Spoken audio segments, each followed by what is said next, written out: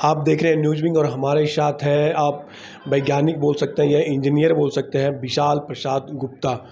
और हम आपको एक ऐसी इनसे रूबरू करवाएंगे जो ये एक कह सकते हैं काई और नेक्स्ट हवा से भी इन्होंने कह सकते हैं कि फ्यूल बायोफ्यूल हो या पेट्रोल हो डीजल हो इजाद करने का काम किया है। और कई जगह से अगर बात करें तो केरला गवर्नमेंट से इनसे सपोर्ट मिल रहा है, इंडियन ऑयल से मिल रहा है और लेकिन झारखंड से है।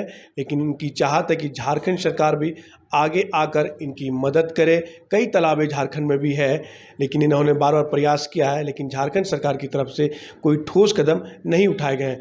हम आपको डायरेक्ट अब विशाल जी से बात करें। विशाल जी, जो आप डीजल हो पेट्रोल हो ये ईजाद करने का आपने काम किया है, तो कब से आप ये इस तरह का स्टार्ट करने का काम किया, कब से आपके दिमाग में आया सबसे पहला ये? देखिए, ये सर मैं तो बॉर्न एंड बॉट अप मैं पेट्रोलियम फैमिली में ही पैदा हुआ हूँ। तो हम लोग ने मुझे सोचा कि बार बार हम लोग इम्पोर्ट ही पे क्यों डिपेंडेंट है, जब इतना सरकार बोल रही है वोकल पे लोकल, आत्मनिर्भर भरो आत्मनिर्भर भरो। लेकिन कभी हम लोग आत्मनिर्भर तब तक बनेगा नहीं जब तक हम लोग अपना टेक्नोलॉजी नहीं डेवलप करेंगे। तो जब तक टेक्नोलॉजी डेवलप करना होगा तब हम लोग इन्वेस्टमेंट लगेगा। तो कहीं पे भी इन्वेस्टमेंट बाहर देने के लिए तो इन्वेस्टमेंट लगेगा, पैसा लगेगा, तो हमारे देश से बाहर जाएगा। क्यों नहीं हम लोग इंडिजीनियस टेक्नोलॉजी अपना बनाएं, अपना तेल अपना निकालें और अपना गाड़ियों में चलाएं। तो उसके बाद सरकार ने जब पेट्रोलियम मंत्रालय बना तो पेट्रोलियम मंत्रालय को 10 नवंबर 2018 में उसको डिवाइड कर दिया गया 2 पार्ट में। एक कर दिया गया बायोफ्यूल का और एक हो गया नॉर्मल फ्यूल वाला कैटेगरी में। तो बायोफ्यूल को इसलिए कैटेगरी में उसको डिवाइड किया गया क्योंकि हमारे देश में बहुत सारे ऐसे हैं, जैसे इथेनॉल बनाना है, बायोडीजल बनाना है, रॉ मटेरियल हमारे पास बहुत है। जैसे हमारा हुआ क्रंच हुआ, महुआ हुआ, नीम हुआ, edible oil, non edible oil seeds, ये सब जितने भी कैटेगरीज पहले से शुरू से ऑलरेडी ट्रेडिशनल में है, लेकिन उसका आगे का सिस्टम हम लोग को नहीं मालूम है क्या करना है, कैसे तेल बनाना है उसको। तो मैंने वही सोचा कि जब गवर्नमेंट ने पास कर दिया हम लोग ने क्यों नहीं, हमारे तो अभी तक लिमिटेड थे लैंड बेस तक। हम लोग लैंड में जो हमारा जेट्रोफा हुआ लैंड बेस, हम लोग सिर्फ क्रॉप पे डिपेंडेंट थे कि हम लोग कितना जो क्रॉप उगेगा हम लोग उसको उगाएंगे फिर तेल बनाएंगे। इस पर हम लोग बहुत डिपेंडेंट थे क्योंकि लैंड में अगर काम करना है तो फर्टिलाइज़र बहुत ज़्यादा लगेगा, लेबर लगेगा बहुत ज़्यादा, टाइम लगेगा बहुत ज़्यादा। और हम लोग को कभी कभी होता है कि बरसात कभी नहीं आया, कभी बरसात फेलियर हो गया। जैसे अभी हाल फिलहाल आप जैसा देख रहे हैं अभी आज का कंडीशन, मानसून खेत में बीज तैयार है लेकिन मानसून का अभी आने का आया ही नहीं, अभी तो पूरा खेती बाड़ी अभी पूरा हो नहीं पाया।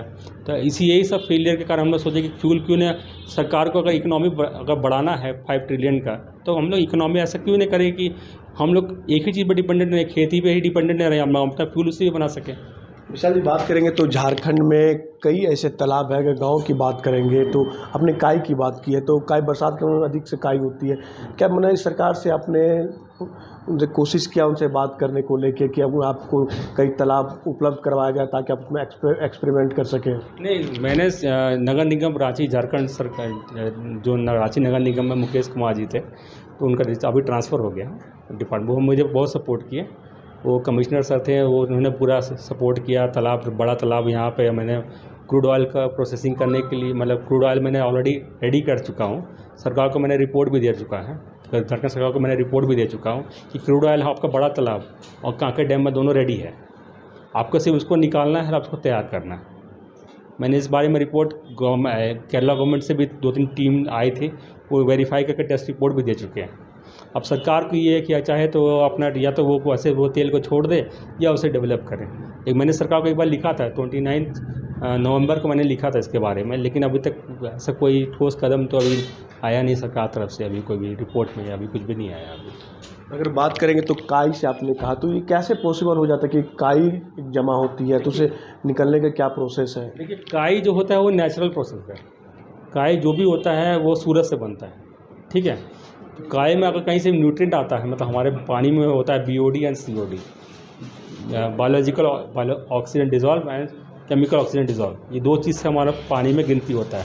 और pH वैल्यू आप जानते हो, हम लोग बोलते हैं ना pH आपका ज़्यादा हो गया कम हो गया, एक हमारा पानी का जो है बड़ा तालाब का pH वैल्यू है यहाँ का वो करीब 13 है और बड़ा कांके डैम का करीब 10 है, ठीक है। तो ये बेस्ट कन्वीनियंट है। और हमारे यहाँ टेम्परेचर जो यहाँ का है ज़्यादा, हमारा 30-35 से ज़्यादा तो भागता नहीं है, 30 भी मैक्सिमम जाता ही है। जो अभी टेम्परेचर अभी है 20-22-25, ये हमारा मॉडरेट टेम्परेचर है।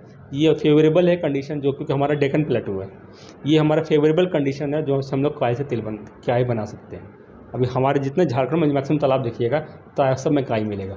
कहीं आप साउथ में चल जाइए, वहाँ आपको जहाँ होगा वहाँ मिलेगा, नॉर्थ में आपको नहीं मिलेगा ये।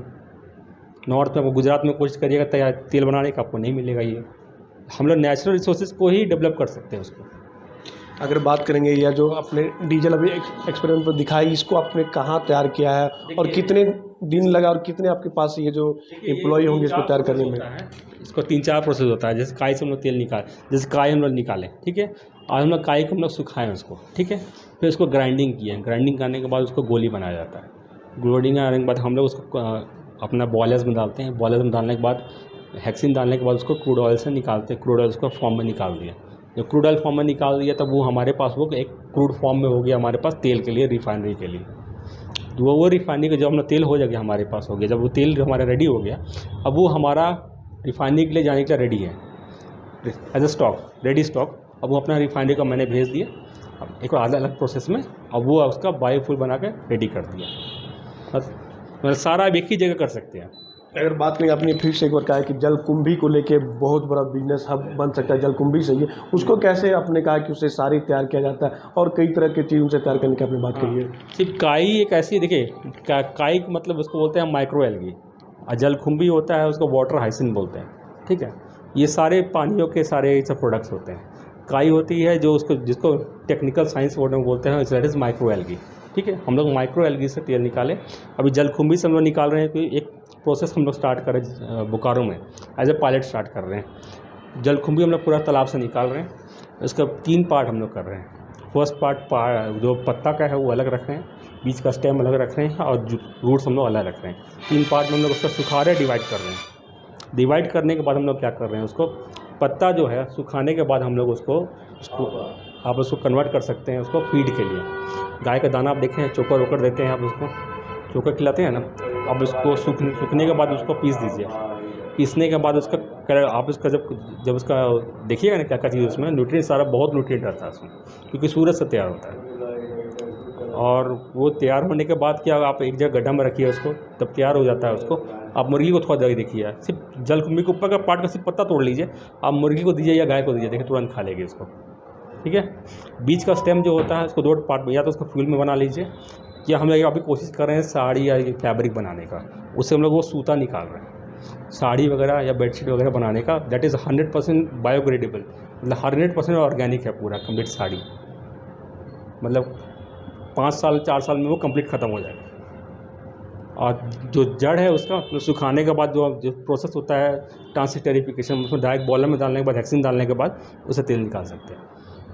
अगर बात करें इसके आप पावर प्रेजेंटेशन के तौर पे, आपने कहा कि ब्राज़ील से भी आपको सहयोग मिल रहा है, तो वो क्या आपने कैसे उनसे जो वहाँ का जो देश है वो आपसे कंसल्ट किया इसको लेकर? मैं केरला जब गया था इंटरव्यू में, मुझे बुलाया गया था, चीफ सेक्रेटरी बुलाए थे, फाइनेंस मिनिस्टर भी बुलाए थे मुझे, तो मेरा प्रेजेंटेशन हुआ तो सारे ऑल ओवर ऑलमोस्ट 130 कंट्रीज़ में सारे लोग देखे थे प्रेजेंटेशन।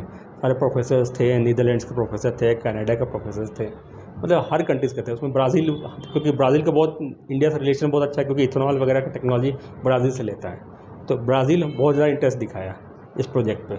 तो वो ब्राज़ील गवर्नमेंट से खुद प्रोफेसर वहाँ पर गए हैं, वो पौंडीचेरी यूनिवर्सिटी में कॉन्टैक्ट किए मेरे को, कि वो लोगों ने केरला गवर्नमेंट को कांटेक्ट किया, केरला गवर्नमेंट से फिर मेरे पास कांटेक्ट किए कि we also want to cooperate with you, आप टेक्नोलॉजी हम लोग देना चाहते हैं और फ्यूल आपको डेवलप करने के लिए सारा टेक्नोलॉजी सारा असिस्टेंट देंगे आप लोग। देखिए, अब अहम सवाल है कि प्रदीप जी ने कहा कि राज्य के जितने भी हैं जो 2 व्हीलर 4 व्हीलर चाहते हैं, इनका साफ कहना है कि हम 30 रुपीज़ या 40 रुपीज़ में फ्यूल अवेलेबल करवाएंगे।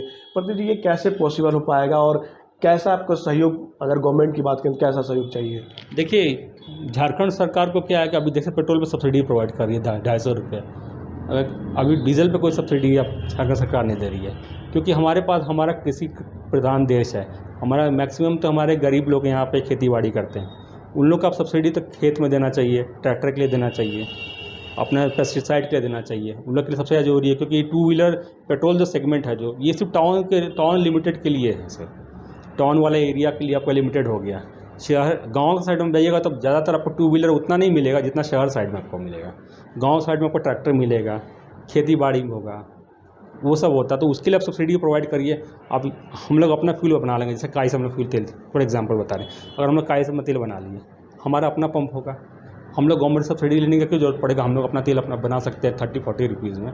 95 रुपीज़ का हम लोग क्यों अपना ले अफोर्ड करें बाहर का तेल। तो क्या पता ये पॉसिबल है कि राज्य की जनता को 30 से 40 रुपया फ्यूल मिल सकेगा, अगर भविष्य की बात करेंगे, अगर सरकार आपके समर्थन में रहेगी, सपोर्ट करेगी तो? देखिए, ये सब के लिए एक ही कोऑर्डिनेशन, ताली तो एक हाथ से नहीं बजता है। इसके लिए तो आपको बहुत मेहनत करेगा, सरकार को भी मेहनत करना है, आपको भी मेहनत करना है। अब सरकार किस दिशा में सोचती है, जैसे केरला सरकार है, वो लोग का पॉजिटिव साइड थिंग्स, वहाँ सारे लोग मैक्सिमम पद्मश्री पद्म भूषण दिया, वेरी पॉजिटिव। मेरे पास जब भी चीफ सेक्रेटरी से मेरा कभी मीटिंग हुआ है, they are very positive with, बोले हमको 1 रुपया भी बचेगा हम प्रोजेक्ट करने को तैयार, क्योंकि डायरेक्टली यूटिलिटी प्रोजेक्ट हमारे लिए होगा वो, सरकार के लिए। तो ये संभव है कि काई से, तो आप फ्यूल की बात कर रहे हैं, तो ये पूरे राज्य की जनता को मिल पाएगा? इतना पॉसिबल है कि बाहर से नहीं उनको मदद लेने की जरूरत पड़ेगी? सर देखिए, काय का जो फ्यूल है, हम लोग इतना तो हम लोग कर सकते हैं कि हमारे किसान जो हैं, जो खेती बाड़ी कर रहे हैं, उतना तक तो हम लोग अपना जो कितना एरिया वाइज हम लोग उतना प्रोवाइड तो कर सकते हैं। भले हम लोग टाउन तक नहीं पहुंच पाए, लेकिन जो शहर के बाहर है, माइनिंग वाला एरिया से हो गया, ठीक है, ये सब जहाँ जहाँ प्रदूषण बहुत ज़्यादा फैल रहा है, जैसे झरिया हो गया, बोकारो इंडस्ट्रियल एरिया सब हो गया, बोकारो सब हो गया, ये सब एरिया में हम लोग दे सकते हैं सारे फ्यूल। भले टाउन में आप नहीं दे पाइएगा उतना, लेकिन कमर्शियल सेगमेंट में बहुत ज़्यादा यूज़ है ना डीजल का, तो हम लोग डीजल का रिप्लेसमेंट तो दे सकते हैं डायरेक्ट। ये थे हमारे साथ विशाल जी, जिन्होंने इनका सपना में कि झारखंड की जनता हो चाहे किसान हो, उनके कम से कम दामों में पेट्रोल डीजल उन्हें उपलब्ध हो। इनके लिए इनको राज्य सरकार का सहयोग चाहिए, समर्थन चाहिए। जब तक राज्य सरकार इन्हें सहयोग नहीं करेंगे, तब तक राज्य की जनता हो चाहे किसान को यह नहीं मिल पाएगा। लेकिन देखना होगा कि भविष्य में युवाओं को कैसे सस्ता फ्यूल मिले। इनके लिए विशाल जी की तरफ से बार बार सहयोग और वो कर रहे हैं कि ताकि राज्य की जनता और किसान को कम दामों में फ्यूल मिलता रहे। कैमरा सहयोगी धर्मेंद्र के साथ मनीष झा, न्यूज़ विंग, रांची।